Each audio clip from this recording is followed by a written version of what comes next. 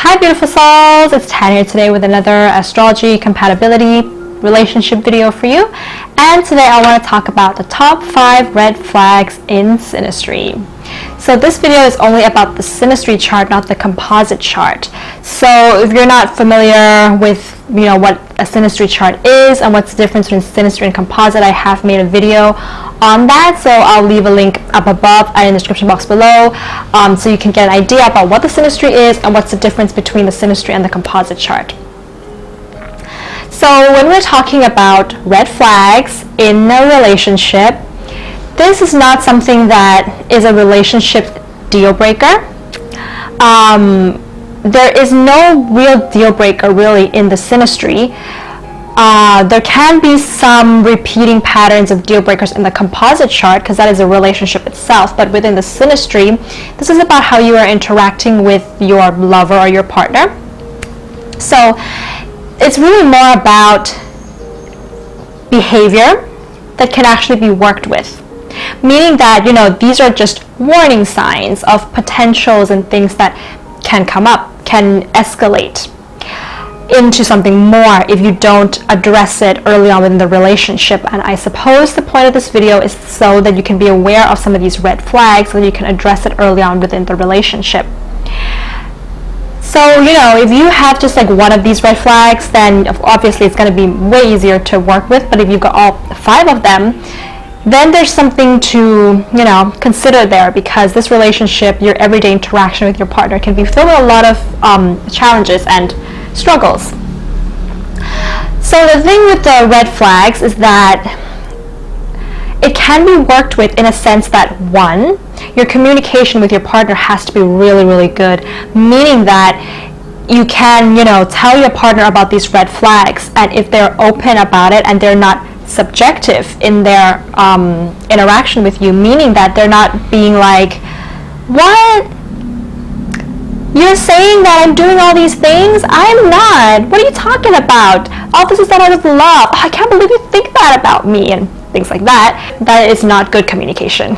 The second thing is that if you're trying to communicate this with your partner and you feel that you can't, that you're just not going to get it anyways, and you're holding back somehow, that is also indicating to faulty communication, because there's something there. If you can't be open with your partner, there's something to consider there as to why is it that you can't really be open. So and I will address the communication, like the aspects that can show difficult communication towards the end of the video as well. Okay guys, so without further ado, here are the top 5 red flag signs in astrology in the Synastry chart. And this is actually going from the most severe to the least severe, but it's still all pretty severe. So the number 1 red flag that you have to watch out for is if you have in the Synastry your ascendant conjunct your partner's Pluto, or your Pluto conjunct your partner's ascendant.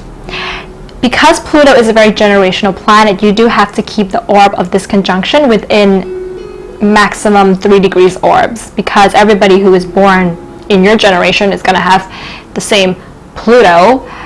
Pluto moves really, really slowly, and it stays within the same sign for like 5 to 6 years, and longer than that actually. So, it doesn't mean that you can't date anyone if you, so it doesn't mean that if, your ascendant is the same sign as the people in that generation's Pluto, it doesn't mean that you can't date all of them. It's just that, you can't date within that year of their birthday or something like that. This is so hard to explain.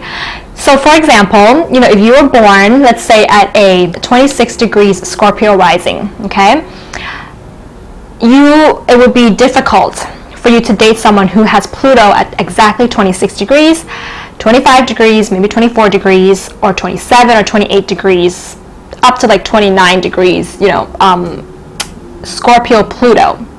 And that means that they would kind of be born within a certain generation. Do you see what I mean? So you would avoid that generation, but you can probably date someone who's born, let's say 20 degrees Scorpio Pluto.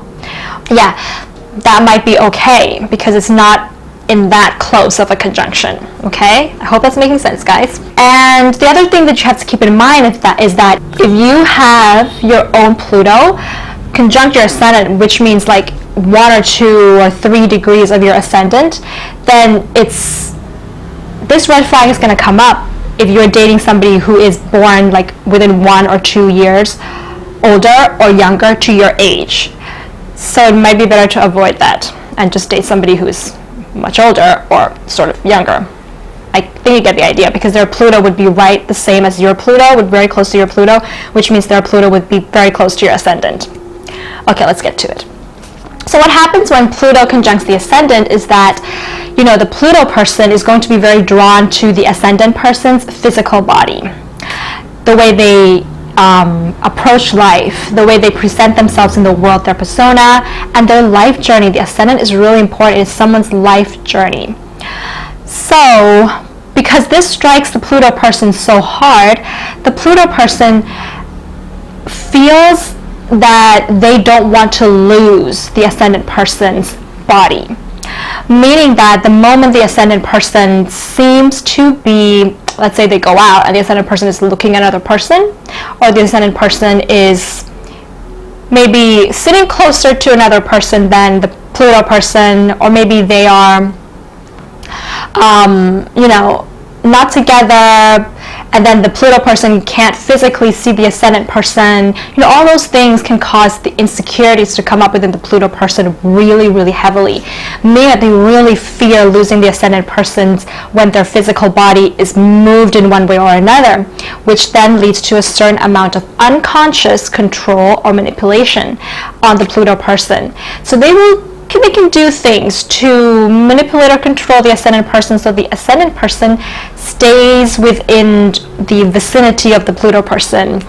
And so what this is really creating is, you know, a lack of trust within the interaction, really, from the Pluto person. They're just not really having that trust for the ascendant person.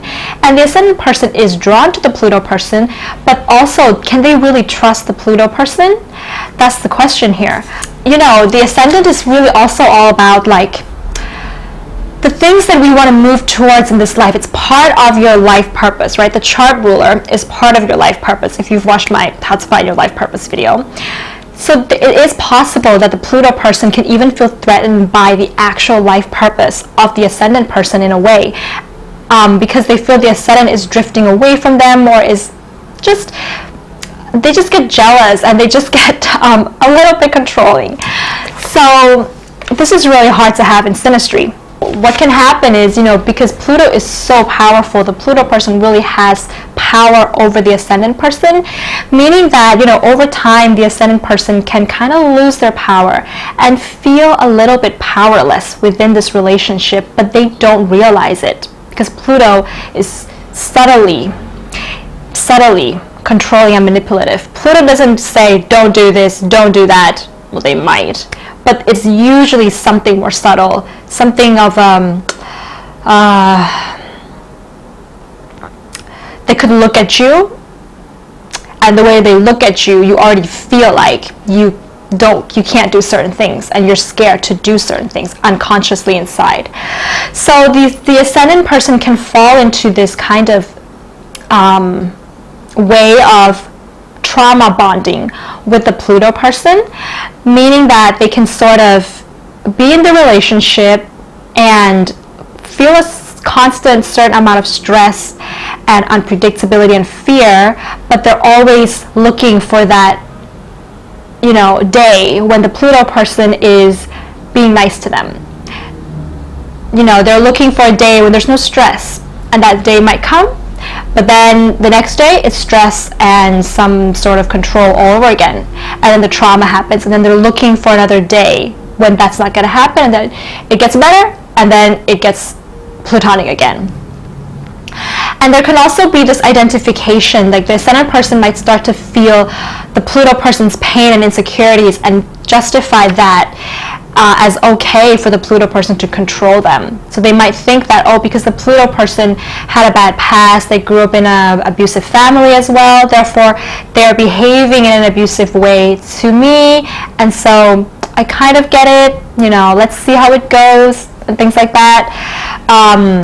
So the ascendant person is really fallen into this very strange, I'm sorry guys, but like a trap. But the Pluto person is not doing this consciously. Pluto is a very unconscious planet.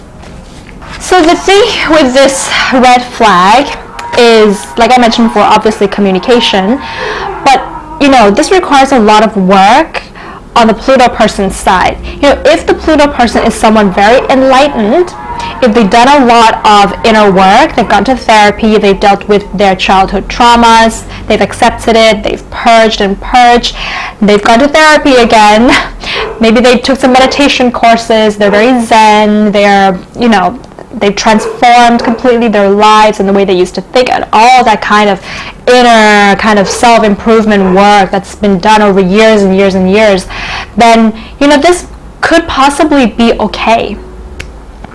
But that's really dependent on how much inner work has been done there.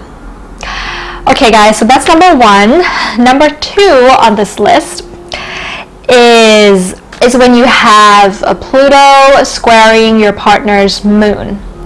Only the square, not the conjunction or the opposition, really. So you know how like the ascendant is a very sensitive part of someone's chart. The moon is also the second or the most maybe sensitive part of someone's self. It's like their inner core. It's like their deepest fears and insecurities, and that's the moon. It's their deep emotions and things like that. And the moon is it's not a rational part of us. It's that irrational part of us that we all have. What happens with this interaction is that the Pluto person really understands the moon person's fears really deeply, but also very unconsciously. And they feel that the moon person's fears and insecurities can somehow be used as a tool to get what the Pluto person needs in their life. Meaning, and they're gonna kind of do this over time. Again, this is not a conscious thing, because Pluto is very, very insecure, and when Pluto feels that they recognize the weaknesses or the fears in another person, I mean, if you see that in another person and you're not aware of what's going on, that really can be used as a tool for you to get what you need out of life. You know what I mean? So let's say that, the Pluto person, so they're in a relationship with the moon person and they really want to have children. That's their need. They need to have children in this life. Well, let's say that, the moon person themselves are not yet sure. They might want to have children in the future, but maybe they're just not ready for it at that moment. So the Pluto person might say, I completely understand you that you don't want to have it right now. Let's just see how it goes. But inside they're thinking, I'm going to watch the moon person real carefully, and then I'm going to subtly, unconsciously they're thinking this, okay, it's unconscious, and then I'm going to, throughout the relationship, see opportunities where I can bring up children in a way where the moon person is going to have to ultimately, at the end of 5 years, be forced to want to have children. Do you know what I mean? So it's kind of like this, and this can be very damaging to the moon person, because both of them are, very passionate about each other, and they want to be together. But the moon person, at the end of, let's say, that 5 years, once they are aware of what's going on, hopefully they become aware of what's going on, can feel really hurt that this person has done this to them. They had always thought the other person would be sincere in their interactions and their motivations, but the Pluto person hasn't been. And when the moon person realizes this, the moon person kind of just has a lot of resentments and feels volatile and exposed and even just exhausted from this interaction. And the Pluto person feels like they are the victim now because their unconscious schemes and plans hasn't worked and things like that. So this is a more subtle but very, very damaging red flag in Synastry if you see it. the next red flag that we can see in synastry is if you have, let's move away from the Pluto a little bit. Let's talk about the Moon square Saturn aspect. This is a different kind of dimension to red flags, but this one I feel is also really depressing to have, because what's happening here is, you know, again, the moon person, the moon is the inner self, the most irrational part of us, the part of us that needs love and comfort and express our emotions and things like that. So every time that the moon person says what they feel, every time they, you know, feel something and they want to express that out, the Saturn person, you know, Saturn being this very mature, societally acceptable, hardworking planet, thinks that the moon person's feelings are inappropriate. Thinks that the way they express their emotions, whatever that might be, is immature. And the Saturn person constantly tries to be the parental figure and shape the way that the moon person feels. They can, you know, be kind of like, well, what you feel is not right. You know, what you feel is not appropriate. And that really doesn't make sense, because we all have a part of us deep inside of us. You know, we have this one part of us that's inappropriate. We all do. We have a lot of parts of us that are appropriate and mature, but we have a certain part of us that is rooted in that, you know, childhood, and it's a little bit, you know, irrational, and that's perfectly okay. We need to have that to keep us sane. And when we're not allowed to have that part of us that's keeping us so sane, by having another person telling us that we should change that, something that we can't actually change. You know, if you're angry, you've got to feel the anger and then you can work with it, not feel the anger but then have it told that you can't feel angry. We can't change that part of us. So, you know, the moon person in this scenario can end up feeling really, really judged by the Saturn person, and you know, judgment can really be the killer of a relationship. Because then the moon person is just not really allowed to be their inner self at their core anymore, and it's like the moon person kind of just shuts down after a while. They just feel like, okay, fine, then I'm just not going to tell this person how I actually feel anymore, and they might, you know, need other people in order to, you know, feel better, and, you know, maybe they find an emotional connection with another person. This is possible in this scenario. Again, what the other thing that the Saturn person can really do is they can kind of also give the moon person a bit of a silent treatment, the hard lessons, but they're not actually giving the moon person a silent treatment about the right thing. You can't give somebody a silent treatment because they're feeling sad and being like, oh, you feel sad, well, that's not appropriate, I'm just not going to talk to you, and then see if you can learn from it. Because then the moon person really feels guilty, and guilt can kind of build up.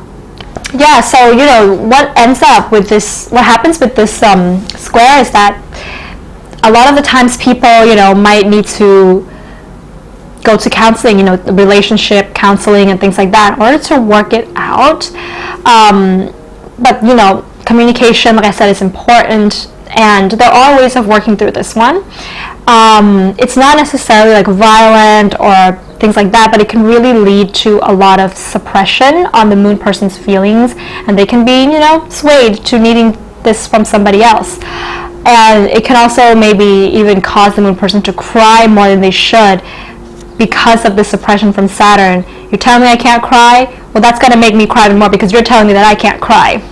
Or they can just really get into depression and things like that. That's just not really healthy in a relationship. So, the third red flag that we're talking about today, the fourth red flag that we're talking about today, is when you have a Venus in conjunct your partner's Pluto, square your partner's Pluto, or opposite your partner's Pluto. So these three aspects. So the Venus in conjunct, square, opposite partner's Pluto. The in conjunction is the most severe one in this case. The square and the opposition is not so bad, but you know, if you have a lot of great things in your synastry and there's a Venus square Pluto, you can probably work with it. It all, you know, kind of depends. But, you know, with the Venus in conjunct Pluto, it's is harder, because we all know what Pluto is, and Venus is this loving, giving planet, and she's warm and she's giving. So with the in conjunction, the Venus person really feels that they should give to the Pluto person, because in conjunction is like an aspect where there's nothing in common between Venus and Pluto, so they're just going to do their thing on each other without any kind of tension or control like the square, without any kind of extreme like the opposition. They're just going to do it, and they don't even feel that they're doing it. You know what I mean? So the Venus person is going to be wanting to give love and wanting to give all of that to the Pluto person, and the Pluto person's gonna want to take all of those things because it feeds their need for love and their insecurity, unconsciously, of course. And one of the reasons why the Venus person is doing this is they can kind of very subtly feel that the Pluto person is scary or there's something off. They can feel it within their intuition, if they really listen to their intuition, that the Pluto person is going to somehow take advantage of them. They can feel it, but they can't help, because as much as they feel it, they're also scared by the presence of the Pluto person, so they're just going to give. And the Pluto person is just going to take a lot from the Venus person. And even when the Venus person feels a little scared or threatened by the Pluto person actually feels good about this, because it gives them power over the Venus person even more. So Pluto is just really operating at its full on the Venus, and Venus is just really operating at her full on the Pluto. That's what's happening with the conjunction. And over time, this can cause a bit of an emotional abuse, because the Venus person really feels exposed and vulnerable, like their self-worth, their self-love has been taken away from them because they had just given so much that they don't have anything for themselves anymore, and that person, the Pluto person, has just taken it. So this is a really, really a scary one to have. You really need to watch out for this one. Now with the square and the opposition, this is going to cause tension, meaning that especially with the square, it's really like you're kind of at a war about it. So the Venus person is not necessarily giving like in conjunction, but in this case, both the Venus and the Pluto person are somewhat needing from each other without really wanting to give. So the Venus person can feel like, I deserve to give only this to you. This is what in terms of my self-worth and my values and whatever, I can only give you this much. The Pluto person is feeling, well, with the power that I have and with who I am unconsciously, this is what I deserve to get, and it's not in alignment with each other. Do you know what I mean? So the Venus might feel like, I can give you, let's say, I can give you a steady relationship that grows over time, but the Pluto person feels, I deserve intense romantic interactions on a daily basis and lots of drama in the relationship and lots of passion and obsession.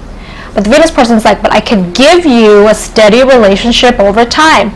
But the Pluto person is like, but I want and I need to get passion. So as much as it is very attractive in Synastry, it's like we're in this relationship of needing instead of giving. So this can be solved, this can work out if the Pluto person works on their own Pluto issues, does some therapy, and goes and does, is aware of their childhood traumas and things like that. And the Venus person, is in touch with their own self-worth, so that they are willing to give without feeling like they're going to be taken, that they're going to have things taken away from them.